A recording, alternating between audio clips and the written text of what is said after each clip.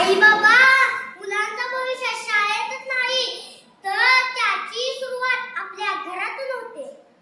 आम्ही प्रश्न विचारू, तुम्ही आम्हाला समजावून सांगा. टीव्ही बंद असेल तर अभ्यासाला वेळ मिळेल. आपण सगळे एकत्र बसून गप्पा मारू, अभ्यास करू. माझं अक्षर बघा, मला शाबासकी द्या. एक तास टीव्ही बंद, माझ्या संगत बोला, गप्पा मारा, गोष्ट सांगा. तुम्ही आमच्यासोबत खेळ खेळा.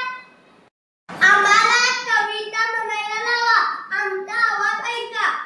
मला चित्रे काढायला मदत करा. आपण सगळे गावकरी एक तास टीव्ही बंद करून कोगे गावचं उज्ज्वल भविष्य घडवूया.